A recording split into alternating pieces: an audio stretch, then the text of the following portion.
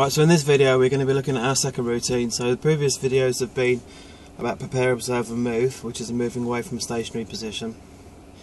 Now we're going to be looking at approaching a hazards routine. Now, the things to think about when you're approaching a hazard is a place safe, legal and convenient. So for example, let's think about what some of the hazards might be.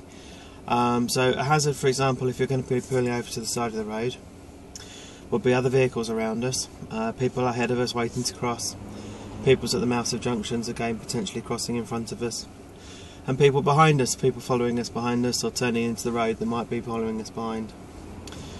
So the routine of MSM, mirror signal manoeuvre, is done to make sure that you know what's around you at all times. A signal is only required if it benefits the actions of others. And then the manoeuvre side of it would be to move over to the side of the road. Okay. Now you can also use the mirror signal manoeuvre routine for approaching speed bumps. So the speed bump would be the hazard, and you would check your mirrors, which is the centre mirror and the right mirror, to make sure that there was nobody behind us. That again we would need to benefit from a signal. If you imagine if you're pulling over to the side of the road, you would check your centre mirror, your left mirror, because obviously you'd be coming backwards towards the curb, so curb being on the left hand side. Because the hazard of a speed bump goes potentially all the way across both carriageways, you would just check your centre mirror, your right mirror. What you're looking for again is things like motorbikes that might overtake us. As I said, other vehicles that are following us quite closely behind. If you think about the idea of not checking your mirrors maybe before slowing down, is if you did see something that was quite close to you behind, would that influence the amount of speed that you used, and how much slowing down you did, and how soon you did?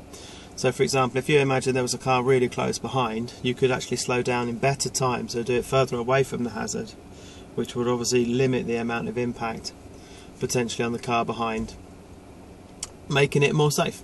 Simple as that. Parked cars then on the side of the road is another routine, another aspect to use the mirror signal manoeuvre routine. You would check your centre mirror, your right mirror, before moving the vehicle away from the side of the road and away from the parked car on the left. And then you check your centre mirror and your left mirror to come back to the curb. Again, think about what it is you're looking for. It's things that potentially could be in the way prior to you moving the vehicle over. Alright. And the other time you use the routine of mirror signal manoeuvre is on approach to pedestrian crossings. So again, on the basis that the traffic light says green, you would check your centre mirror, your right mirror, just in case we have to change our speed. And then you check your centre mirror, your right mirror after the pedestrian crossing to make sure it's safe to increase your speed. And if it was an unmarked pedestrian crossing, uncontrolled pedestrian crossing, again you would do the same policy, check your centre mirror, your right mirror before it, just in case you have to stop, and then your centre mirror, your right mirror afterwards. And again, the examiners will be looking for your eyes and your head, and you physically will move your head like this, so that you actually do physically look into the door mirrors. Just a casual look in your eyes doesn't give us enough information to be able to act upon. Alright? So that's the mirror signal manoeuvre routine, and you'll see that through some of the other videos, particularly when I'm driving to the Driving Standards Agency's test standard. You'll see me checking mirror signal manoeuvre quite a lot.